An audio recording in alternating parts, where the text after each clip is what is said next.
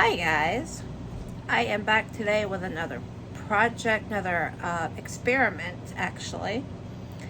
I got a message from Miss C who wanted to make a sun bunny with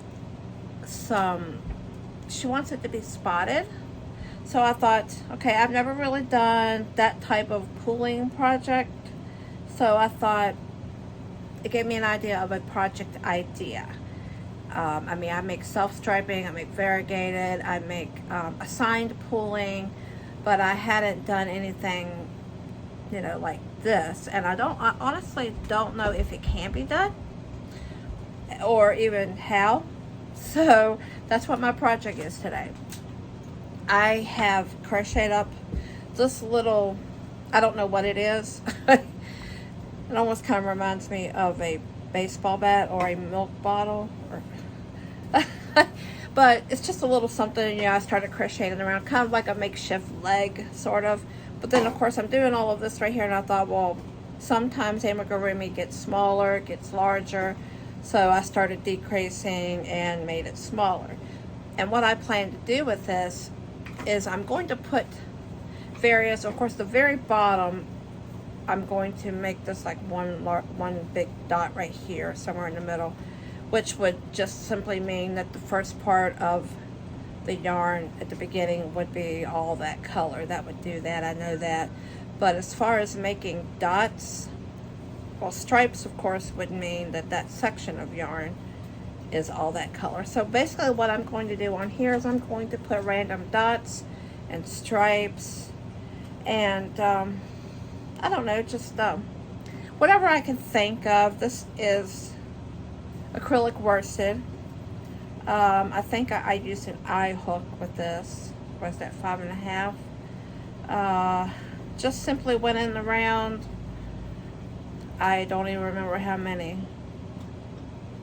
that this ended up being, or this, but it's just a basic in the round kind of leg type thing. So, or arm, or neck if it's a giraffe, It's just my little test to see what happens when I just put random dye in random places. So what I will do, first I'll soak this in vinegar and water. Then I will do the dots, do some stripes, do some miscellaneous whatevers, maybe some splotches, some, perfect little round dots. I want to see, and I'm going to do it in different colors so that I know what's what. After I dye it, I will heat set it, then I'll rinse it, dry it, and then I'll hank it.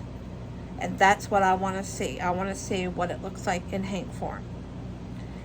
I know that it would completely vary depending on how big around it is, this versus that, or if it was like a bigger, like the body of a plush. I know all of that would vary, but I just want to get a basic idea of what it looks like. It could just be totally random, and that's what my theory is that it's just going to be completely, totally random, no rhyme or reason whatsoever.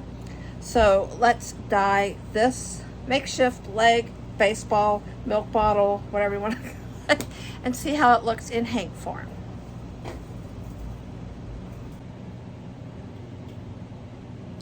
Okay, so I'm going to start by letting this soak in this vinegar and water solution just for a couple minutes, maybe 5, just enough to kind of get it soaked. It's hot water. I feel that probably penetrates quicker than cold. I don't know, but squeeze a little bit to get down into those stitches real good.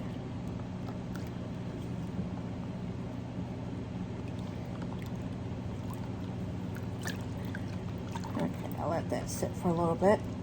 Come back in about 5 minutes.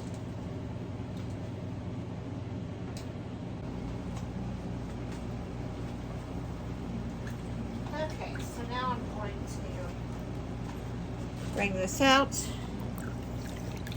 And we'll put it on this plate right here.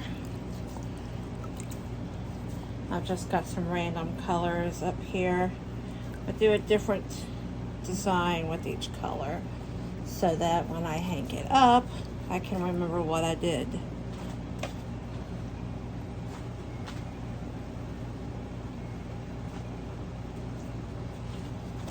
And I've decided I'm just going to do one side, because I think it's going to go through. Most likely it's going to seep through. So as far as the bottom, I'll go ahead and do that first. I think. Yeah, I'm going to do that first. This is blue. So let me just squeeze a little bit of this on here. And like I said, most likely, I mean, this is just going to be like the beginning or the end, however you want to look at it, of the die. So we know, I'm already making a mess.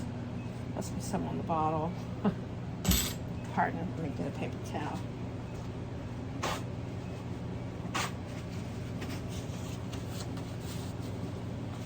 Okay. And, some orange over here. I'm not really choosing any particular color or anything. I'm just kind of, I've got some sitting out, so I'm just grabbing what I see sitting around. I kind of hate that my fingers got a little bit on there. That's okay though. So I'm going to I think I'm going to do a single dot.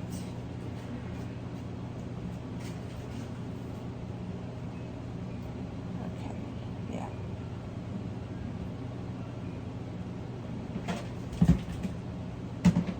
And there's an extra one.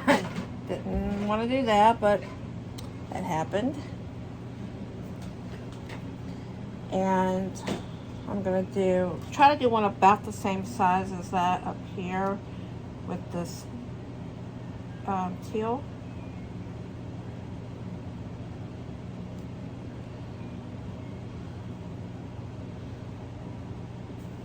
Okay, and that did the same thing. Oh, okay. And let me do a purple stripe.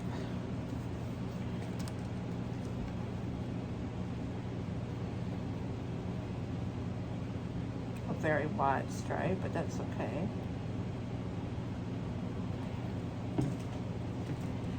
Now let me try.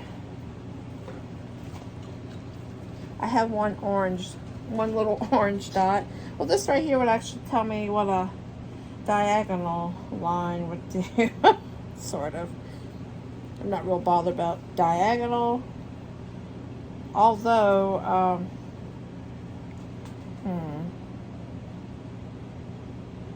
actually diagonal, that's horizontal, sorry. Gotta get my, oh, there we go. One little dot. Let me do a couple little dots. Okay, perfect.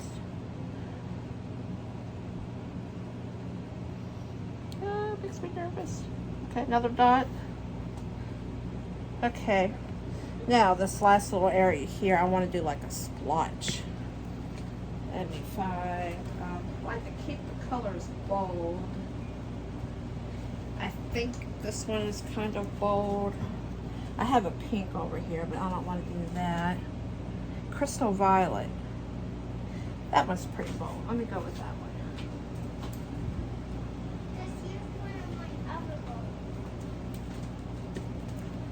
Now this one doesn't have to be near as neat, but I want to make like a splotch, like a, not really a shape. It's like a, like that. Okay. So that is exactly what I wanted to do.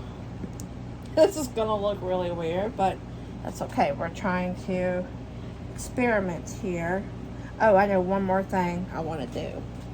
If I can, what color am I gonna go with? Maybe I will do the raspberry. Where did I? Nope. There it is. Well, I named it raspberry. It's not an actual available color in basic. I just named it that. So hopefully this will do what I want it to do. I'll try it like this.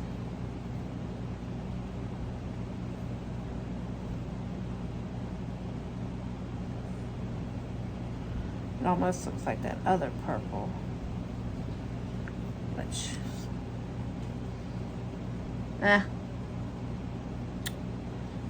hopefully that won't be too confusing. Maybe I should do another in a different color.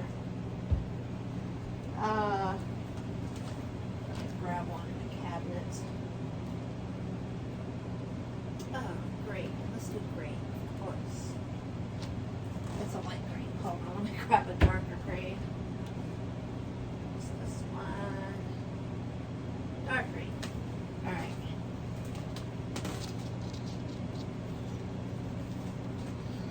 Let me see if I can do this a little bit thinner.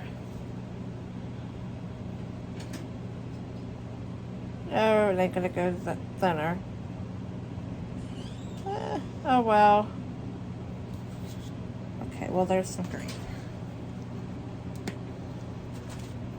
Okay, so I will nuke this. This is only, if I remember correctly, I think it is 30, it's between 30 and 35 grams. I didn't want to do a full 100 grams. I didn't want to do a 50, but I wanted to do more than 10, 15, 20. So I'm pretty sure it's somewhere between 30 and 35. I will put the number on the screen. But I'm going to go ahead and nuke this for a third of the time that I would a 100 gram hank. And I'll show you what it looks like when I'm done.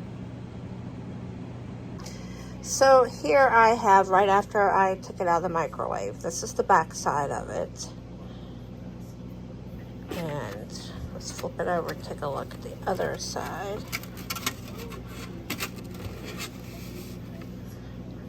Okay, so that is what the other side looks like.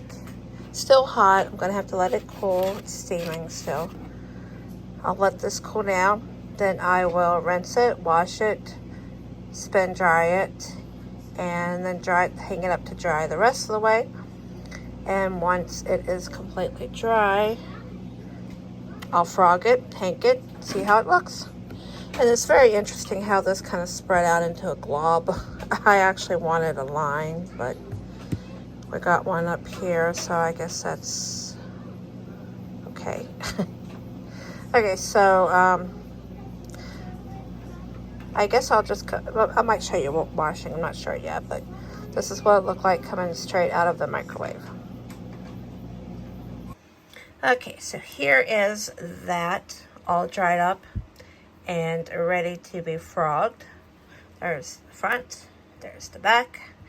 I'm going to get some pictures of it also before I start frogging it. I will pull this out and put it in hank form, and then we will take a look at it again. But look really close. There's the back. And as you can see, there's like a hint of light blue. When I wash this out, when I rinsed this out, I had to keep it, the hot soapy water, I didn't leave it in there very long because I was noticing that it was taking up some of the blue. That's what I mean by it's very difficult to have white. It doesn't look blue on here. Well, if you look very closely, you can see a little hint of light blue. But it does have some light blue on there. And I had to take it out of the hot soapy water. I just agitated it a little bit, just enough to get all the excess dye out, and then rinsed it. And it did rinse clear. It actually rinsed quickly clear. That was really nice. That means I set the dye really good. So let's frog this out, hank it up, and take another look at it.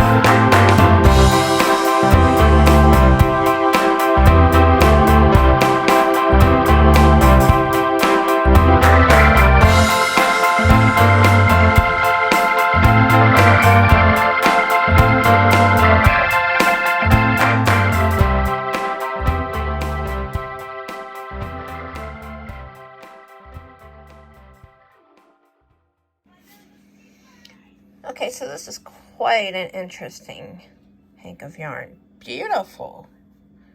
Gorgeous. I love it.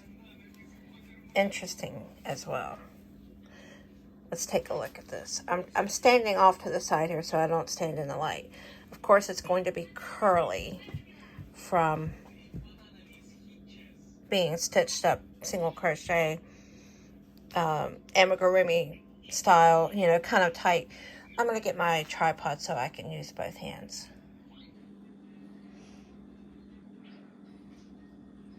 Okay, my camera was acting weird. I don't know what happened there. Okay, so this is what we wind up with. And of course we got the curls. We got the, it'd be cool to have hair like that. It kind of looks to me like in order to achieve this in a hank form, or from a hank to a swatch form, we would almost have to, I wish I could just lay it and like let it be flat, but this is the best I can do. We would almost have to like do a section, a long section like that, another section like that, another section like that, instead of, so I feel like in order to achieve, I'm trying to stretch this out here, in order to achieve, like say for example, small dots, it would have to be small sections. Let me try to stretch this out again. Kind of reminds me of ramen. I only tied it off this one spot.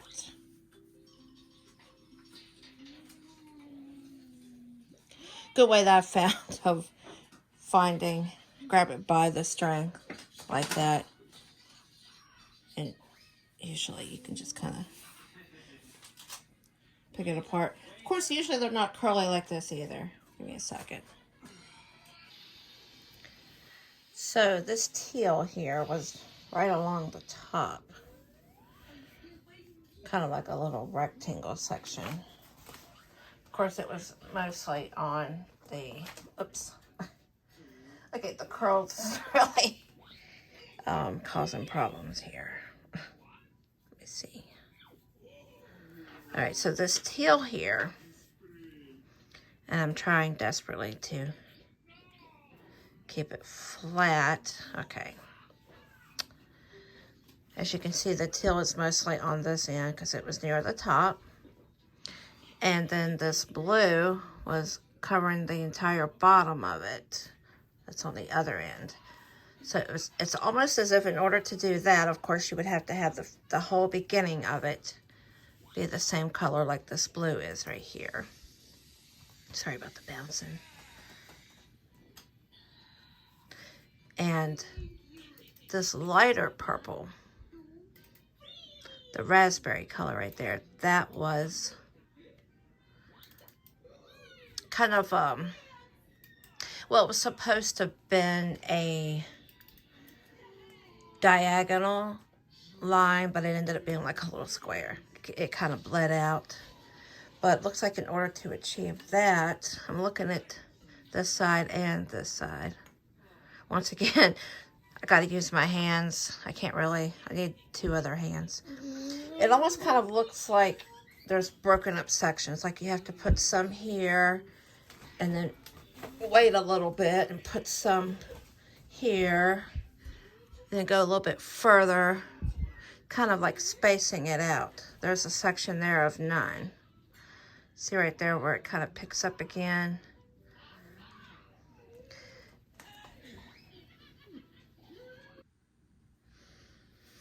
And finally, we have, I'm having a hard time pointing out which one it is. Hold on a second. Okay, so in hindsight, I probably would have hanked this up the way I used to hank before I started using my Swift for hanking, which would be on the plywood if I had it handy. But you know what I'm talking about. Yeah, it's put away. But okay, I've already talked about the teal that was at the top. So right below the teal was the diagonal, like, which one of these? It was this purple right here. And as you can see, that this kind of jumped on the other side of it. But we'll take a look at how this patterned up. It was, like I said, diagonal. So it looks like we have, and yeah, it's mixed in down here too. I should have hanged it up on my board and left it on there. In fact, that is most likely how I would dye yarn if I were trying to get this, accomplish this right here. But as you can see, it's like a section here, and then it goes white for a while. And then there's another section right here. I'm trying to pull it out of there. And it keeps going. And then it starts getting white again. There we go. And then it comes back. So this is mostly notes to myself, but if anyone else ever wants to attempt to do this type of pulling, perhaps you could learn something from it as well. So yeah, first of all, I would hank it up on my board so that I could keep the strands side by side, or fairly. You can't really put them side by side because it would take up a lot of space, and it would be really hard when you go to pull it together to hank it up. But to a certain extent, you know, a couple strands, and then right beside of it, a couple strands around, and sort of kind of like that is how that would be done. But I learned a lot from this experiment, and I hope that you did as well. So, what I have learned from this is that, first of all, it should be hanged up to where it kind of stays uniform based on how it will be worked up. I also learned that, and it makes sense, totally makes sense, for small color pulling, you want an area about 3 or 4 inches. For larger, or of course this was at the bottom, but it would be all the way around. That would be for if you're going in the round. And then for, you know, basically it's depending on what size splotches, dots, whatever you want, you do it in sections. I wish it wouldn't keep curling on me, but you do it in sections like that, lengthwise, unless you're doing a diagonal, vertical. I'm sorry, vertical. I keep saying diagonal, and I meant to say vertical. Unless you're doing a vertical stripe, then you would just, it would be like a section, and then like it would just be half of it.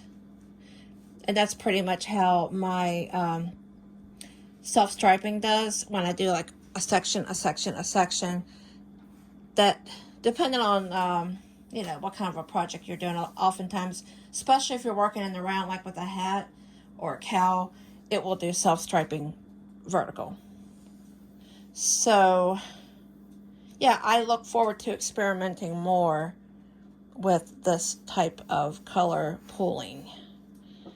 So look for an experiment soon. Might be live, it might be a regular video, but I will be experimenting more with this procedure. Thank you so much for watching, and I hope everyone has a wonderful rest of your day. God bless you all. Bye-bye. Wait, before you go, I decided to cake it up, and this is what it looked like as a cake. It's really small, but I thought you guys would like to know what it looks like caked up. It's really cute. So there we are as a cake. And then I decided I wanted to crochet this up. So this is what it looked like with I chained 16. There's 15 single crochets across each row, and it's quite interesting how this worked up as a swatch. So now I'll let you guys go, and thank you so much for watching. God bless you all. Bye.